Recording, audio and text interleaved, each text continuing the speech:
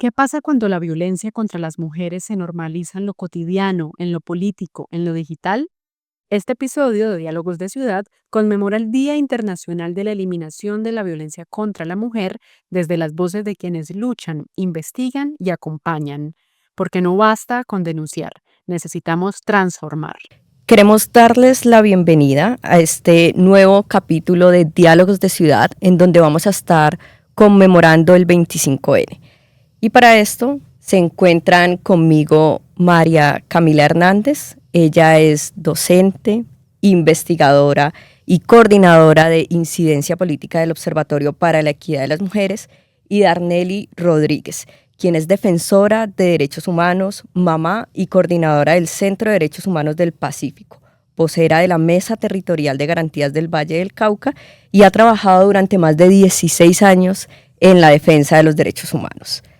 Para aprovechar este espacio, ¿cierto?, queremos arrancar esta conversación con María Camila para que nos cuente qué conmemoramos en esta fecha tan importante y sobre todo qué tiene que ver el 25N en lo que está atravesando Colombia el día de hoy.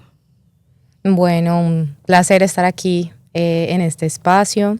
Muchísimas gracias por la invitación.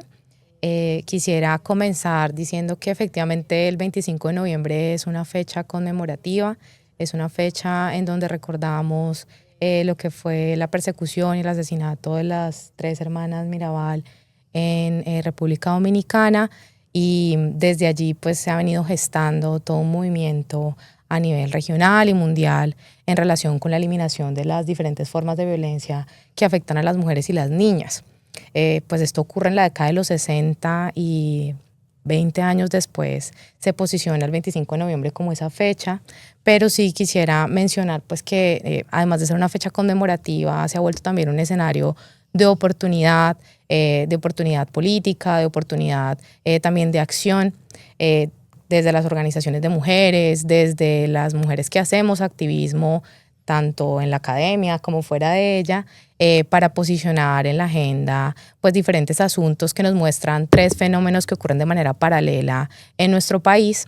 El primero de ellos pues son efectivamente las altas cifras de violencias basadas en género que hoy continúan preexistiendo, que al final nos muestran pues unos escenarios en donde las mujeres todavía no nos sentimos completamente seguras, completamente libres de poder desarrollar nuestros proyectos de vida, y cómo estas cifras pues en algunos escenarios son profundamente alarmantes, cifras de feminicidios, cifras de violencias que aunque no son violencias letales, pues efectivamente generan miedo, generan discriminación y nos excluyen en muchas ocasiones de espacios y de poder desarrollar nuestras autonomías como mujeres.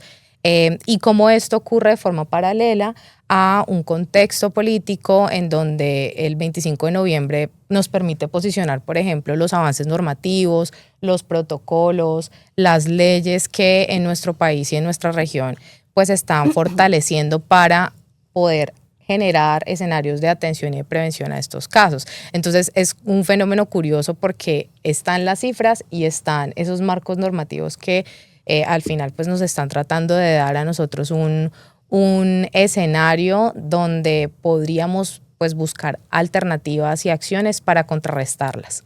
Y un tercer fenómeno que llama la atención también es como lo mencionaba al principio, las agendas locales, las agendas de mujeres utilizan y digamos que aprovechamos en un sentido positivo esta fecha para lograr posicionar en la agenda el tema, que es un tema pues que no descansa, ¿sí? No es que las violencias solamente ocurran en el marco del 25, pero que nos permite de alguna manera pues poder encender alarmas y poder hablar de manera pues como mucho más contundente y mucho más cercana a esas instituciones que tienen una responsabilidad clave en este proceso.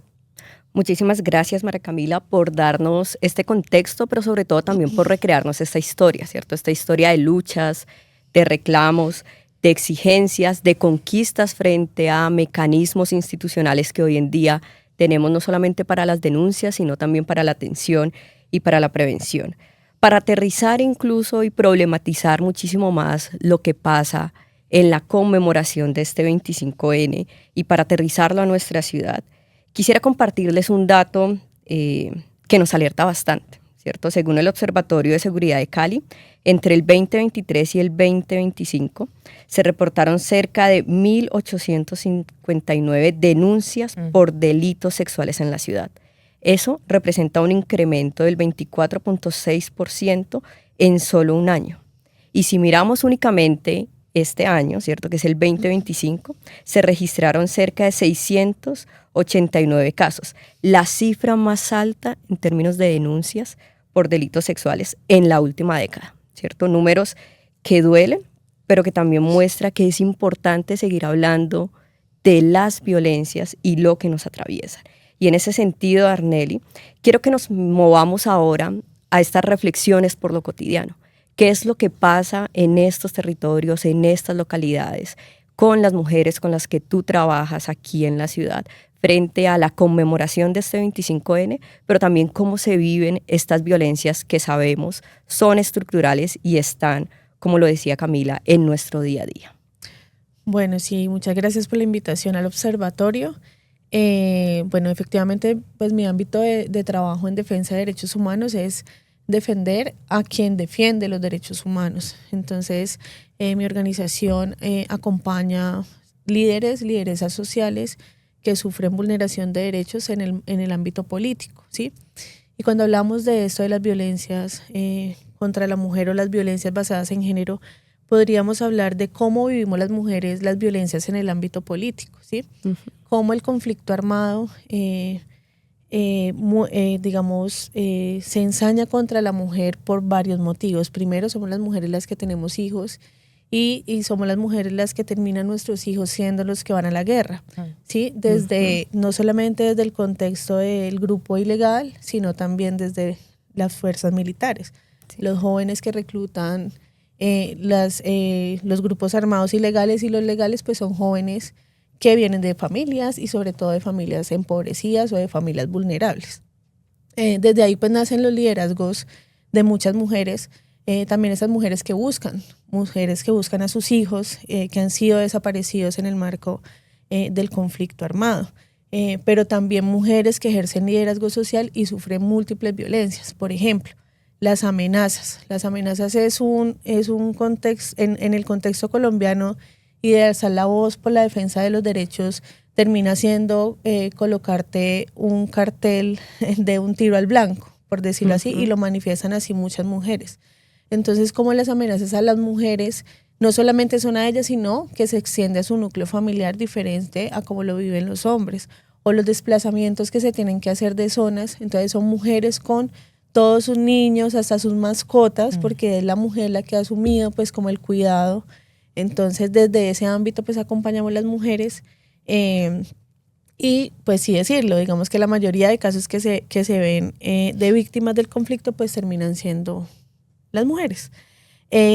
Otro, digamos, desde lo cotidiano pues vemos el tema de las violencias políticas, no solamente desde la amenaza o la persecución por el liderazgo, sino sobre todo el estigma de por qué la mujer pues tiene que estar haciendo este tipo de cosas estando en su casa, cuidando el hogar o cuidando a sus hijos.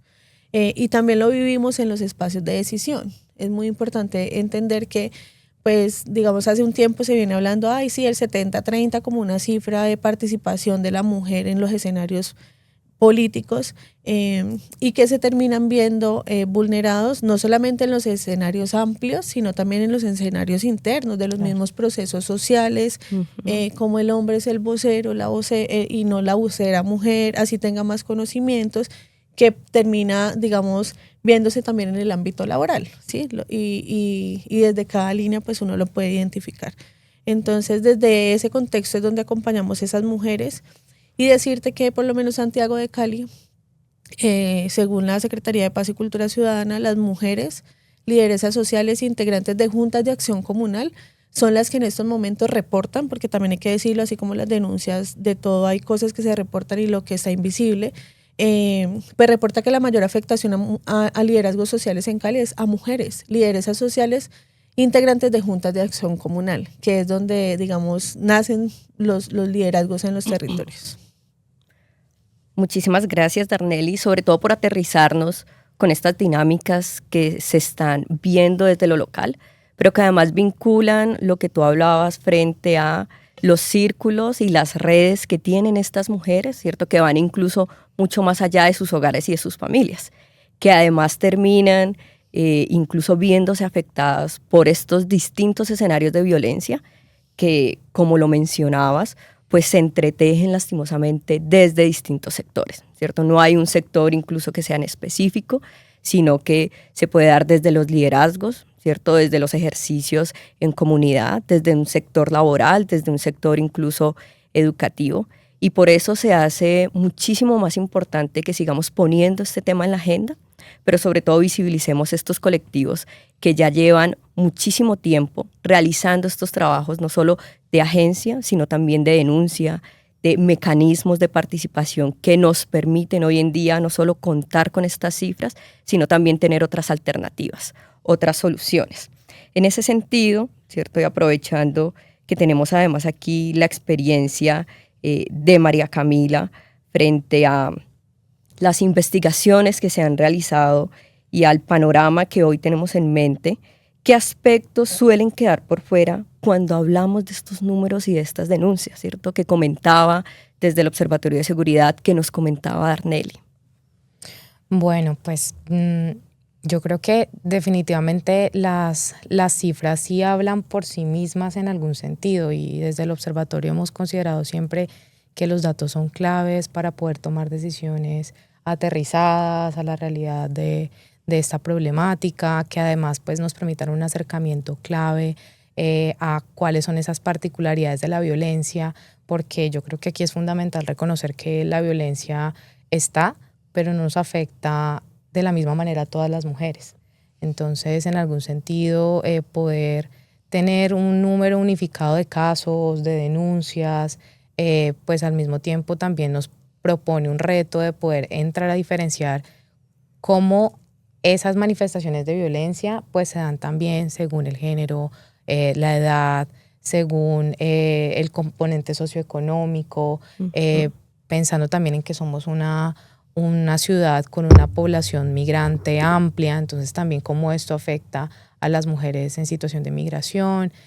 Bueno, hay muchos otros asuntos que pues hacen parte de esa mirada interseccional y diferencial que nos permiten a nosotros y a nosotras entender pues qué debemos decir adicional a las cifras.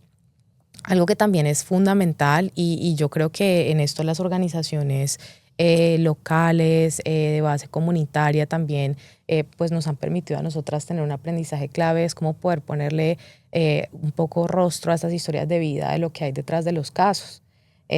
Sabemos que es fundamental la reducción de la cifra. A mí siempre me parece muy, muy interesante cómo los tomadores de decisiones pues hacen todo un discurso que gira en torno a los datos, pues porque sí, claro, se reducen las tasas de feminicidio en Cali desde el 2023 hacia acá, y eso podría leerse de manera, pues, digamos, inicial como un importante triunfo para las mujeres, pero también qué hay detrás de esas historias de vida, qué está pasando con esos otros casos de violencia, que no son violencias que terminan en situaciones de feminicidio, pero que ponen en riesgo la vida de las mujeres, que alteran sus proyectos de vida, que hacen que tengan que moverse o estar ubicadas en hogares de paso, pues en donde no pueden trabajar, en donde no pueden tener una vida con normalidad. Entonces también un poco entrar a indagar qué está pasando con esos números y qué hay detrás de esas historias. Eso para nosotras es fundamental. Otro punto que yo creo que es importante, que hace parte también del discurso de la prevención de las violencias hoy, es que cada vez podemos posicionar en la agenda esas otras formas de violencia que han sido invisibilizadas. Entonces me parece muy valioso, por ejemplo, hablar de la violencia política, pero también de los casos de violencia digital, ¿sí? Nosotras desde el observatorio hemos desarrollado un informe que se llama Claves para la Acción, en donde hablamos sobre cómo esa violencia de género en entornos digitales afecta, por ejemplo, a las mujeres empresarias. Entonces nos damos cuenta que hay unos datos como que el 43% de las mujeres que están dentro de las empresas pues ha vivido acoso de género, sexual en entornos digitales, o como cerca del 23% de estas mujeres ha tenido que vivir la experiencia de que sus imágenes íntimas sean difundidas sin su consentimiento. Y entonces uno empieza a indagar y las cifras ya nos dan ese panorama, y cuando vamos a las historias de vida, pues nos damos cuenta que este fenómeno afecta a las mujeres empresarias, pero también afecta a las amas de casa, pero también afecta a las mujeres que hacen política. Estamos desarrollando un proyecto sobre violencia contra las mujeres en contextos políticos, y muchas de ellas manifiestan que la violencia en entornos digitales está presente y es tan recurrente, tan frecuente, que incluso a veces las obliga a alejarse de los espacios de toma de decisión por miedo a lo que pueda pasar con su imagen personal, con sus familias, etc. Entonces creo yo que las cifras son esa punta del iceberg, y cuando empezamos a indagar más en relación con esas historias de vida, pues nos damos cuenta de la magnitud del fenómeno, de la complejidad. Y bueno, el tema de la violencia de género en entornos digitales es una de las múltiples manifestaciones. Entonces pues ya ustedes se harán una idea de lo que nos pueden decir los números. No, y que además es muy interesante que justo la menciones, ¿cierto? Porque aunque es una, puede ser una incluso que complemente a otras, ¿cierto? Que es además lo complejo cuando hablamos de las violencias, ¿cierto? Y las violencias en términos plurales, si se quiere, porque no son aisladas, porque son incluso estructurales y se presentan generalmente de esa forma, y eso es lo que las hace mucho más complejas, primero de abordar, ¿cierto? De poderlas no solo analizar en unos ambientes pues mucho más investigativos, sino también de tratar de erradicar, ¿cierto? Que es además lo que nos conmemora este 25N. En ese sentido, ¿de qué manera y qué acciones, por ejemplo, han visto desde su experiencia, ¿cierto? Y aquí Darnelly, desde ese activismo, desde esos movimientos sociales a los que ha acompañado, desde estas mujeres lideresas que defienden derechos humanos, qué acciones podríamos pensar para mitigar estas acciones que se siguen presentando con estas cifras tan dolorosas que ya Camila nos compartía, que ya conocemos de los observatorios, que ya conocemos del observatorio incluso de feminicidios, que se siguen presentando hoy en nuestro país, que se siguen presentando hoy en nuestra ciudad?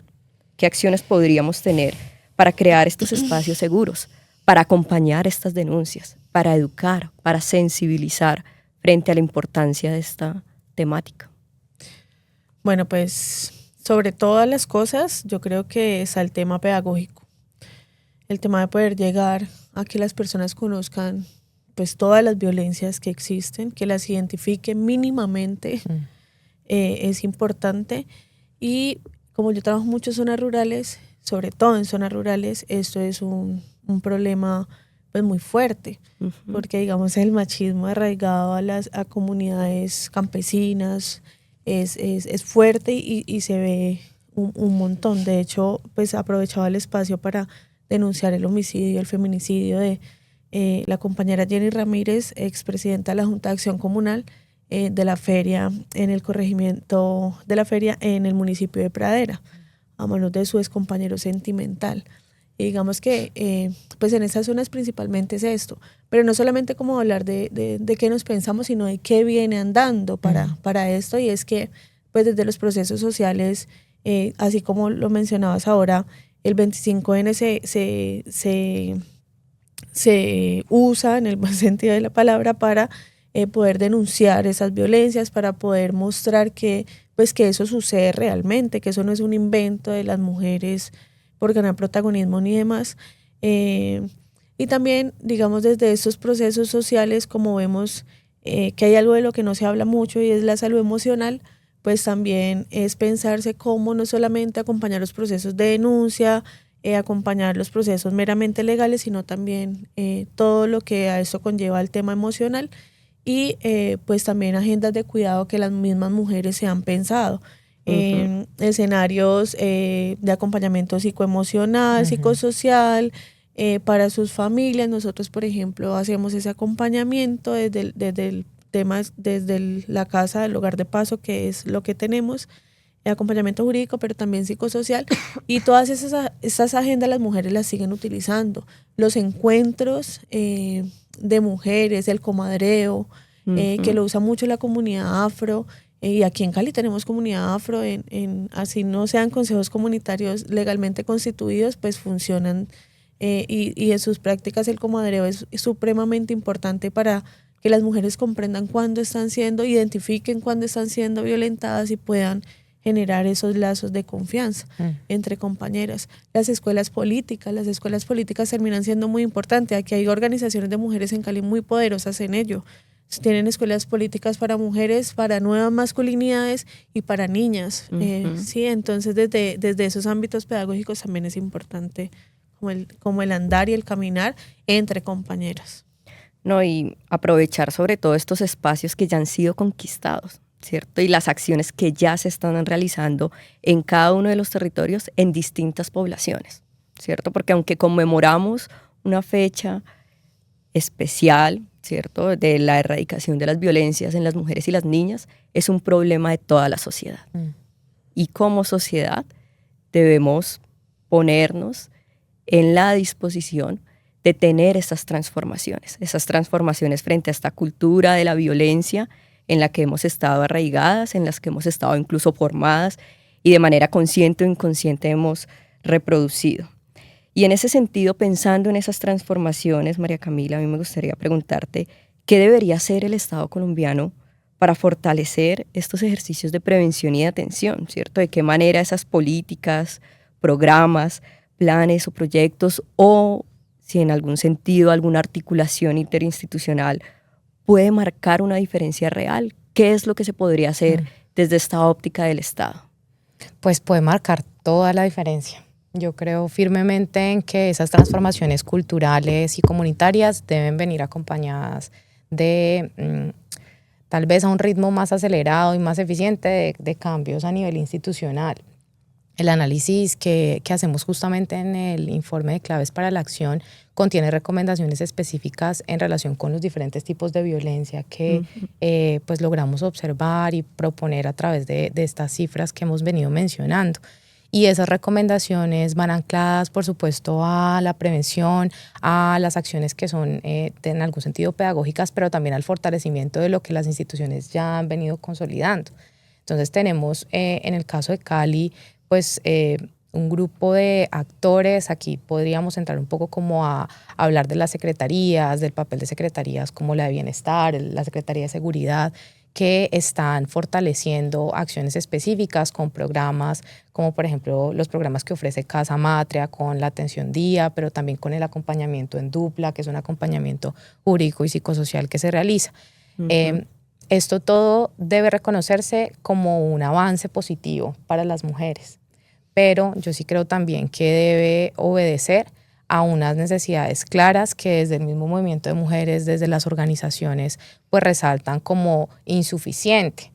Sabemos que en una ciudad tan grande, tan compleja, tan plural como la nuestra, pues, por ejemplo, que tengamos una sola casa matria no da abasto.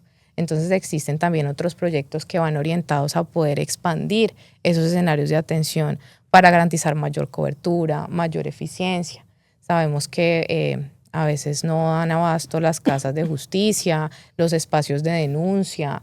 Reconocemos también en los relatos de las mujeres que han sido víctimas de violencia, que a veces pues, los actores que activan la ruta y que hacen parte de estos procesos no responden de manera oportuna, que los procesos son lentos, que en algunas ocasiones también son revictimizantes. Entonces es allí, en esas fallas, en esos puntos tal vez críticos del proceso en donde hay que poner más atención y en donde los actores institucionales, alcaldías, secretarías, gobernación, pues deben de alguna manera volcarse para garantizar que haya mayor eficiencia. También a mí me parece importante aquí resaltar que necesitamos mayor conocimiento de los marcos normativos. Las organizaciones como el observatorio hacemos un trabajo importante, por ejemplo, para difundir a través de procesos de formación que contiene la Ley 1257 de 2008, que es la Ley de Prevención a Violencias Basadas en Género. Pero, por ejemplo, este año se aprobó en el Congreso la Ley 2453, que articula toda esta discusión en relación con las violencias contra las mujeres en contextos políticos. Y cuando vamos a preguntarle a las lideresas, por ejemplo, no tienen un conocimiento sobre esta ley. los partidos políticos tampoco, los actores institucionales tampoco. Entonces allí también hay que hacer un ejercicio muy importante por poder reconocer estos avances normativos que al final se convierten en una herramienta de reivindicación de los derechos.